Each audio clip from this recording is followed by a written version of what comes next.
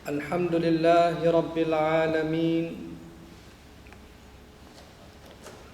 wal aqibatu lil muttaqin, wala udwana illa ala zalimin.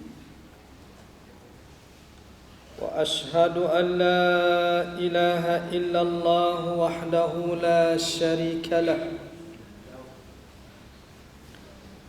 wa ashhadu anna sayyidana Muhammadan abduhu wa rasuluh. Allahumma salli wa sallim wa barik ala hadha an-nabiyyil karim sayyidina Muhammad wa ala alihi wa ashabihi wa ansarihi ila yaumiddin. Subhanaka la ilma lana illa ma 'allamtana innaka antal alimul hakim. Rabbi shrah li sadri wa yassir li amri wahlul 'uqdatam min lisani yafqahu qawli. Allahumma la sahla illa ma ja'altahu sahla wa anta taj'alul hazna was-sa'ba idza syi'ta sahla. Allahumma anfa'na bima 'allamtana wa 'allimna ma yanfa'una wa zidna ilma ya rabbal alamin. Tuan-tuan, puan-puan muslimin dan muslimat, hadirin dan hadirat yang dirahmati Allah Ta'ala sekalian, alhamdulillah, syukur kehadrat Allah Subhanahu wa Ta'ala yang dengan limpahan kurnianya, taufik dan inayahnya dapat pada tengah hari ini kita bertemu bagi meneruskan lagi kuliah pengajian. Semoga pertemuan dan pengajian kita pada kali ini diberkati Allah Subhanahu wa Ta'ala. InsyaAllah pada kali ini kita nak menyambung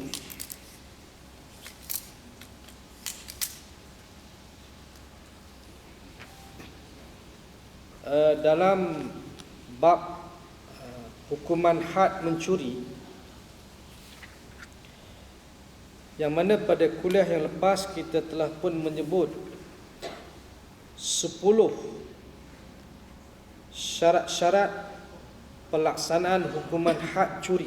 Ada 10 syarat untuk boleh dilaksanakan hukuman hudud. Bukan maknanya dibuat secara sewenang-wenangnya, curi potong tangan, tidak. Dia ada 10 syarat mesti maknanya mesti ada 10 syarat tersebut, barulah boleh dijalankan hukuman potong tangan kepada pencuri. Ini telah pun kita jelaskan dalam kuliah kita yang lepas. Kemudian tajuk seterusnya, pensabitan kes mencuri. Bagaimana untuk nak disabitkan kes mencuri? Kes mencuri boleh disabitkan melalui kaedah berikut. Pertama, pengakuan, yakni pesalah yang mengaku mencuri akan disabitkan dengan kesalahan tersebut. Dia juga hendaklah dijatuhkan hukuman kesalahan mencuri. Namun demikian, jika dia menarik balik pengakuannya, hukuman tersebut akan dibatalkan. Hakim hendaklah menawarkan pesalah menarik balik pengakuan sama seperti mana dalam kes zina. Walau bagaimanapun, pengakuan pencuri hanya akan diterima setelah pemilik barang yang dicuri hadir menuntut haknya. Itu yang pertama, yakni pengakuan daripada pencuri. Dia mengaku dia mencuri. Dan sekiranya dia menarik balik pengakuan, penarikan balik pengakuan tu mesti diterima. Makna tidak boleh dijatuhkan hukuman potong tangan kepada dia bila mana dia menarik balik pengakuan. Sebab dalam Islam, penarikan balik pengakuan mesti diterima. Sebab itu ada tanda-tanda keraguan. Kerana dalam Islam, hukuman yang dijalankan itu mesti dengan cara yang begitu yakin, bukti yang tidak ada sebarang keraguan. Dan juga dia mesti membuktikan dia seorang pencuri, yakni barang siapa yang diambil. Dan bila mana pemilik barang itu mengakui barangnya hilang, barulah orang yang mencuri tadi boleh dijatuhkan hukuman had mencuri. Nampak tak? Dia punya begitu kan? Sebab dia boleh mengaku, tapi apa bukti dia mencuri? Buktikan dia mencuri. Kan? Bukan sewenang-wenangnya. Jadi maknanya dia buktikan barang siapa yang diambil, dan tanya pemilik barang tu memang barang dia hilang, kena curi. Iyalah tu. Tapi kalau sekiranya pemilik tu tak mengaku, tak ada barang pun hilang, maka lelaki tadi tidak boleh disabit, ataupun pencuri tadi tidak boleh disabitkan kesalahan mencuri.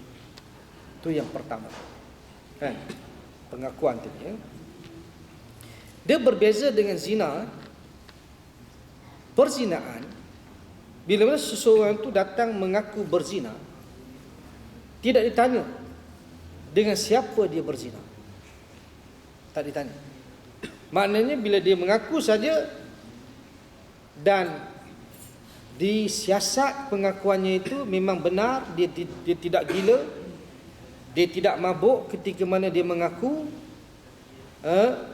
maka barulah disabitkan kesalahan zina. Dan ditanya memang dia berzina sungguh, bukan setakat zina mata saja, tengok saja, bukan setakat zina mulut saja, cium saja, bukan zina setakat zina tangan, yakni pegang saja, memang zina sungguh, seperti mana batang celak yang masuk ke dalam botolnya.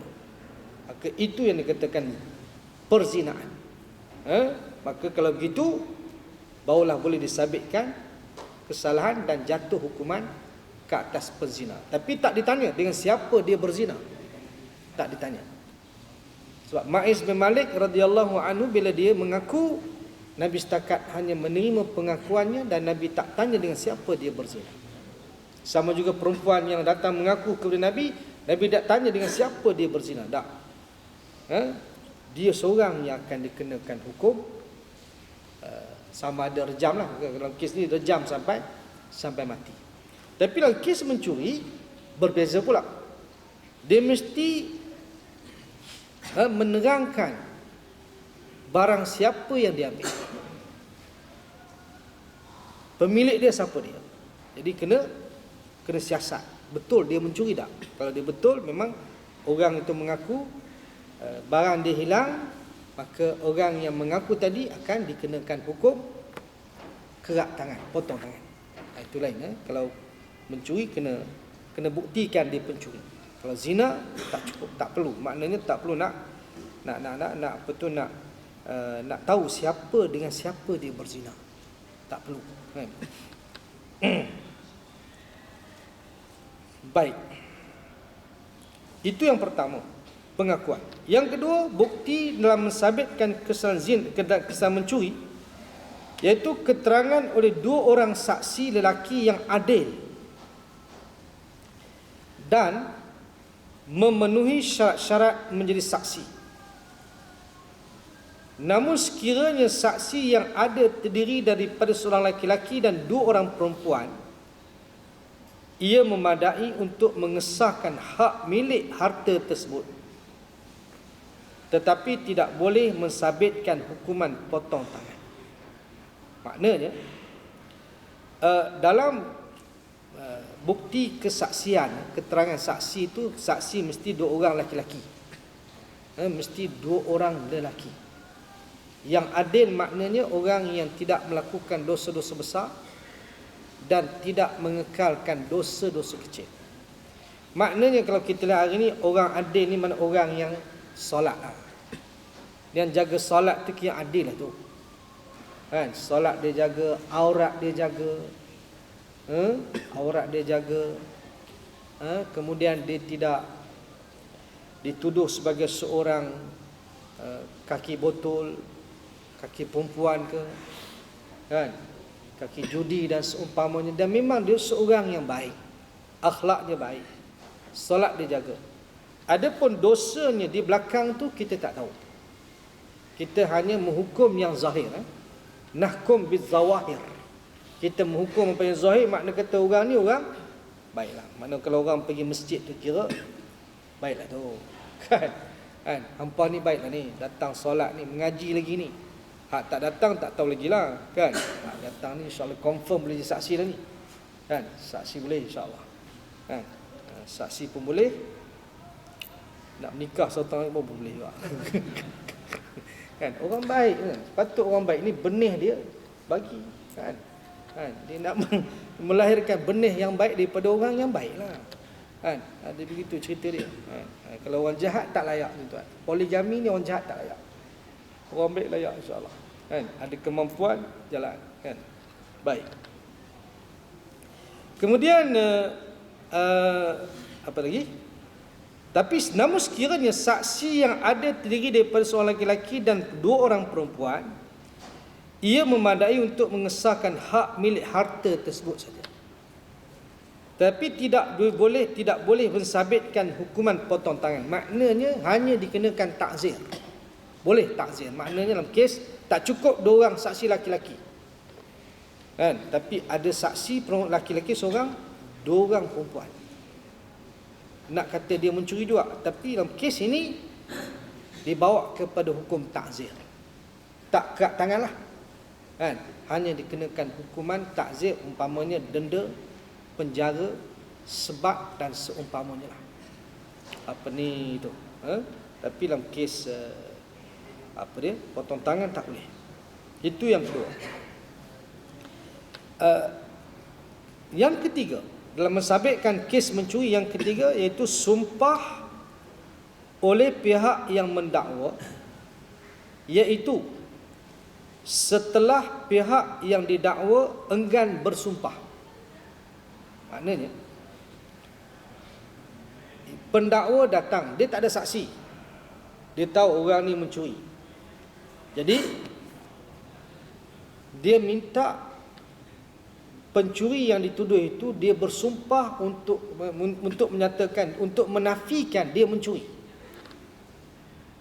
Kalau dia enggan, sumpah itu akan balik kepada pendakwa, dan pendakwa pula akan bersumpah menyatakan orang ini mencuri. Bila mana dia bersumpah kata orang ini mencuri, maka sabitlah kesalahan mencuri. Tapi kena minta orang yang dituduh tu bersumpah dulu untuk menafikan tuduhan dia seorang pencuri. Kalau dia bersumpah, maknanya dia tak disabitkan kesalahan mencuri. Tapi kalau dia enggan bersumpah, maka sumpah itu akan pergi kepada orang yang mendakwa untuk dia bersumpah menyatakan orang yang dituduh itu memang dia seorang pencuri. Maka orang yang dituduh itu akan disabitkan kesalahan hukum mencuri, potong tangan dia. Itu dia punya 3 dalam Islam, 3 kaedah dalam mensabitkan kesalahan mencuri, iaitu pengakuan daripada pencuri, kemudian 2 orang saksi yang memberikan keterangan bahawa orang itu mencuri, dan yang ketiga sumpah orang yang mendakwa terhadap orang yang dituduh. Bila mana orang yang dituduh itu enggan untuk menafikan tuduhan dia seorang pencuri, maka bila dia bersumpah, pendakwa sumpah saja, maka orang yang dituduh itu akan disabitkan kesalahan mencuri. Boleh? Boleh faham tak? Kan? Baik. Itu 3 cara lah. Kemudian kita lihat tajuk seterusnya. Pencuri wajib bertanggungjawab terhadap barang yang dicuri setelah kes curi telah dibuktikan dan tangan pesalah telah dipotong. Pesalah turut dikehendaki memulangkan semula barang yang dicuri sekiranya masih ada. Nampak? Bila dijatuhkan hukuman potong tangan kepada pencuri, kan? Kemudian hendaklah dipulangkan balik barang yang dicuri kalau masih ada. Jika tiada, pesalah dikehendaki menggantikannya semula. Sebab barang itu bukan milik dia. Haram bagi dia untuk mengambilnya. Maka dia kena pulangkan semula barang yang dia curi. Kalau tidak ada, gantikan dalam bentuk nilai pun boleh. Sama ada dalam bentuk barang yang serupa ataupun dalam bentuk nilaian barang itu dipulangkan balik kepada pemilik barang itu. Sebab itu bukan barang dia. Dia wajib pulangkan. Kalau tidak, kan? Kalau tidak maka dia melakukan perbuatan dosa. Dosa itu tak terhapus. Kan? Dosa curi itu tidak terhapus. Dia kena pulangkan semula. Kan? Dia kena pulangkan. Kalau tidak nanti dia berhutang dia muflis di hari akhirat. Kan? Tu orang yang muflis ni orang yang bawa pahala solat dia, pahala zakat dia, pahala puasa dia, tapi pahala itu akan diberi kepada orang yang dia aniaya, orang yang dia ambil barang, orang yang dia pukul dan sebagainya, sebab dia buat dosa kepada orang tersebut sebab dia mengambil barang orang. Kan? Maka dia kena, pahala itu akan diberi kepada orang yang dia ambil barang tersebut. Itu cara nak selesaikan cara di hari akhirat esok, cara begitu. Mana pahala diberi kepada orang yang kita aniaya. Kita ambil barang orang, maknanya tak boleh. Suatu penganiayaan, pahala tu kita kena bagi dekat dia. Tu yang muflis tu. Muflis. Kalau sekiranya dia buat kejahatan tu banyak sangat, solat, tapi duk mencuri sana, mencuri sini, tuduh orang sana, fitnah orang sini, kemudian zalim orang dan sebagainya, maka akan dia punya pahala tu akan diberi kepada orang yang dia aniaya. Habis saja, dosa pula orang yang dia aniaya itu akan diberikan kepada dia. Maka orang ni muflis dan dia akan masuk ke dalam neraka lah. Kan? Dah habis, makna tak layak dia masuk syurga. Pahala tak ada, nak masuk syurga apa? Kan? Dosa pula yang dia ada, maka dicampakkan masuk ke dalam neraka. Walaupun dia salat tak tinggal, walaupun puasa tak tinggal, walaupun zakat dia keluar, sedekah dia keluar, tapi dia buat kezaliman kepada orang, penganiayaan, ambil barang orang dan seumpama. Baik. Hukum ini berdasarkan sabda Rasulullah sallallahu alaihi wasallam. Tangan yang mengambil perlu bertanggungjawab sehinggalah dia memulangkannya. Tangan yang mengambil, makna yang mencuri itu perlu bertanggungjawab sehinggalah dia memulangkannya. Kerana dia kena ganti rugilah, kena gantikan semula. Baik. Kemudian hukuman potong tangan al-haq Allah Subhanahu wa taala. Setelah kes curi dibuktikan dan dibawa ke hadapan hakim, hukuman perlu dilaksanakan. Tidak boleh wujud sebarang rundingan untuk menggugurkannya. Tak ada lagi dah. Maknanya bila sabit kesalahan curi tadi, memang dia seorang pencuri, kan, jatuh hukum potong tangan. Lepas dijatuhkan hukum potong tangan tadi, maknanya sebelum nak dilaksanakan pemotongan tangan itu tidak ada rundingan lagi dah. Tak boleh berunding lagi dah, habis dah. Ini berdasarkan hadis mengenai seorang wanita Bani Makhzum yang mencuri. Namun sekiranya kes tersebut belum dihadapkan ke hadapan hakim, ia boleh digugurkan atau dirundingkan untuk menggugurkannya. Maknanya, kalau sekiranya kes ni belum diangkat ke mahkamah. Kan? Belum diangkat ke mahkamah, maksudnya dia seorang pencuri. Kemudian barang yang dicuri tadi dia pulangkan semula kepada pemilik dia. Dia mencuri itu dah memang dosa dah, memang salah dah. Tapi dia sempat lagi untuk nak memulangkan semula barang tersebut sebelum diangkat kes itu ke mahkamah, maka dia selamat. Tapi kalau dah dibawa ke mahkamah, nak runding balik, nak pulangkan barang semula, tak ada lagi dah. Kan? Tidak ada peluang lagi untuk dia, makna kata rundingan untuk gugurkan hukum, tak ada lagi dah. Tak boleh. Itu dia. Namun sekiranya kes tersebut belum dihadapkan ke hadapan hakim, ia boleh digugurkan atau dirundingkan untuk menggugurkannya. Dalam sebuah hadis, ketika Safwan bin Umayyah sedang berbaring tidur, di basak, seseorang datang dan pencuri jubahnya yang berada di bawah kepalanya. Seorang datang dan mencuri jubahnya yang berada di bawah kepalanya. Lalu Safwan membawanya kepada Nabi sallallahu alaihi wasallam, dan Nabi memerintahkannya agar tangan pencuri tersebut dipotong. Lalu Safwan berkata, "Saya maaf dan ampunkannya." Baginda bersabda, "Kenapa tidak sebelum engkau membawanya kepada saya?" Nampak? Kan? Safwan ni dia ketika dia tidur berbaring, ada seorang datang ambil, curi jubah dia. Kan? Curi jubah dia. Kemudian dia tangkap orang tu, dia bawa kepada Nabi sallallahu alaihi wasallam, dan kemudian Nabi jatuhkan hukum potong tangan. Tapi lepas pada jatuh hukum tu, Safwan nak maafkan dia. Tak, janganlah potong tangan dia. Kan?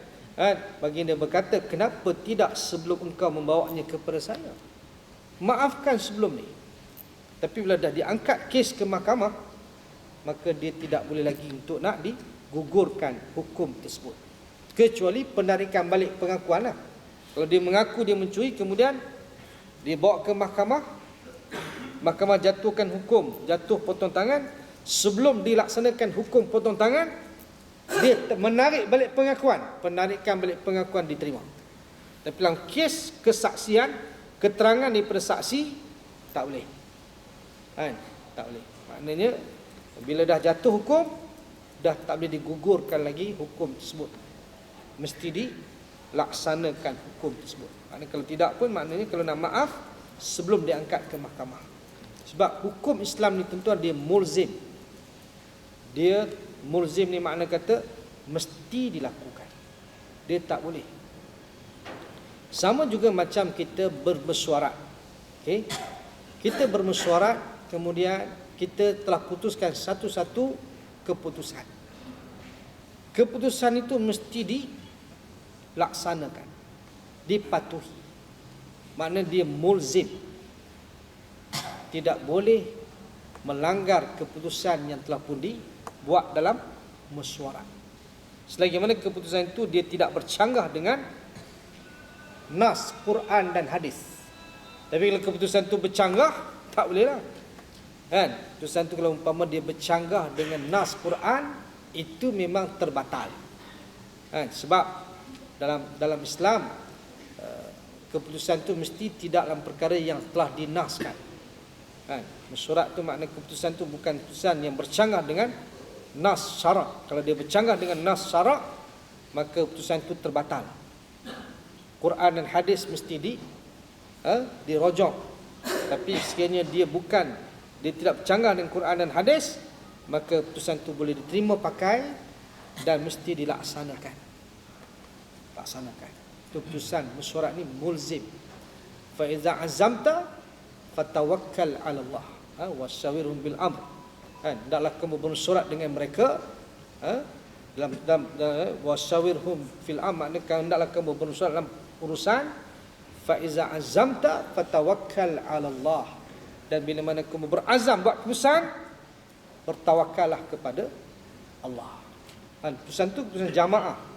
Keputusan jamaah tuan, maka keputusan itu mesti diterima pakailah dalam konteks mesyuarat lah. Baik. Uh, Kemudian jawapan kepada musuh-musuh Islam. Sudah tentu anda akan mendengar kata-kata musuh Islam yang mempersendakan hukuman potong tangan ke atas pencuri dan rejam bagi pesalah zina. Kan ada kan orang mempertikaikan, mempersenda-sendakan hukum potong tangan, hukum rejam ni memang sampai hari ni pun orang mempersenda-sendakan, tuan-tuan. Rasul kata orang bukan Islam, orang yang mengaku Islam pun sendiri yang mempersenda-sendakan hukum potong tangan pencuri dan juga rejam sampai mati ni. Kan? Kita dengar kan, kalau kita laksanakan hukum rejam, maka habislah batu nak merejam orang zina, maka jalan raya dah tak boleh buat dah. Jalan raya tak boleh buat dah, tuan. Kan? Ini hukum primitif, kuno, kolot. Kan? Kalau mencuri pula kata dia, kan?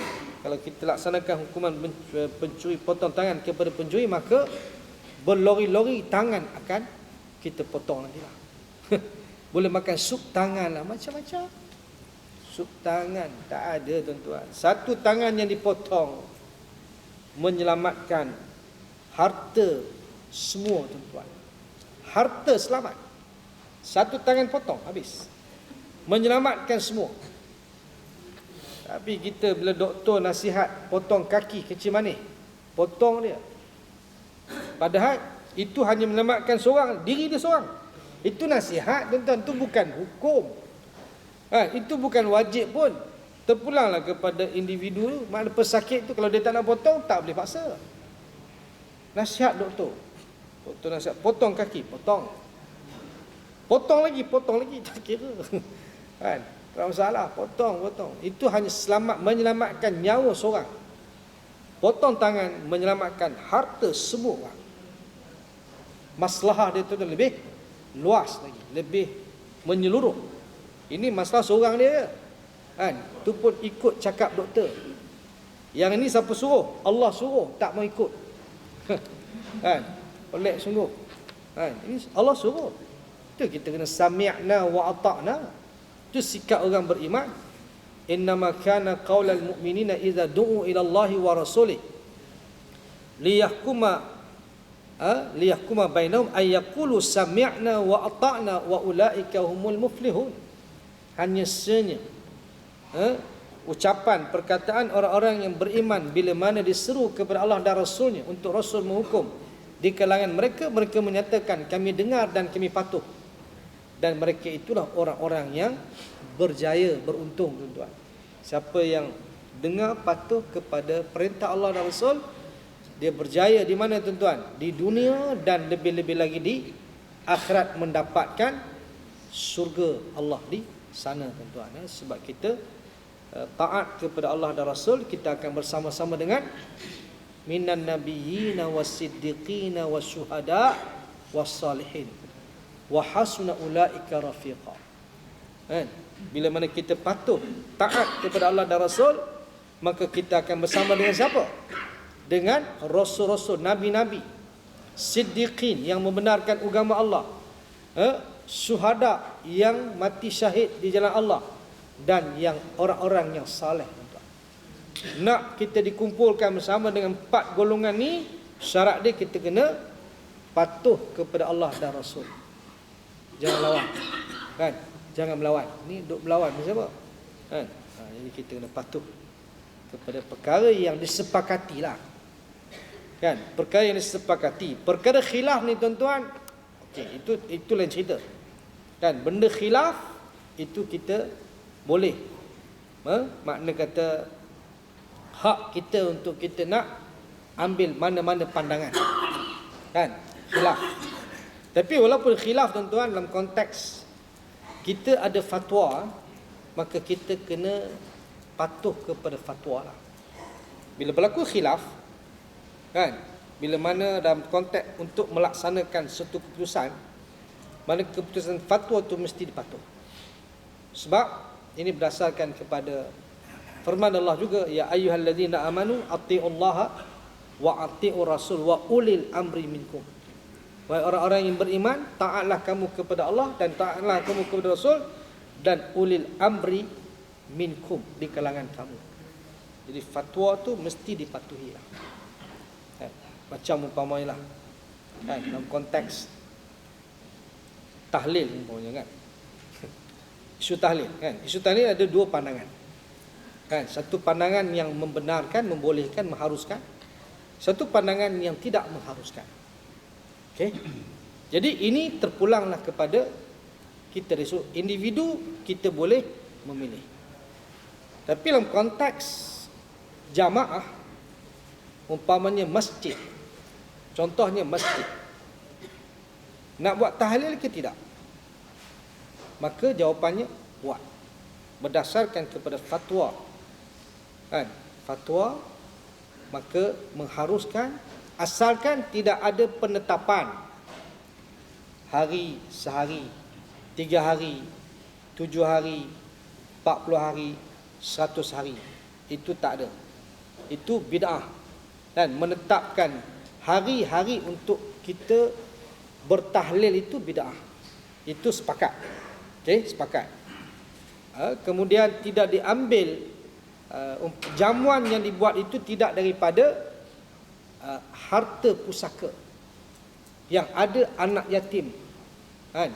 Yang mana ada anak yatim, bukan harta pusaka peninggalan si mati. Yang ketiga, tidak berlakunya pembaziran dalam membuat jamuan.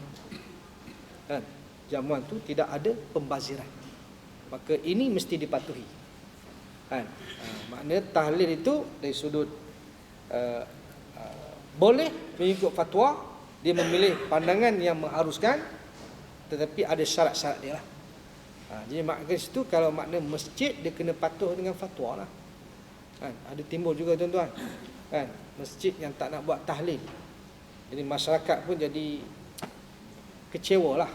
Sebab dia mengambil pandangan menyatakan sampai bacaan itu kepada si mati.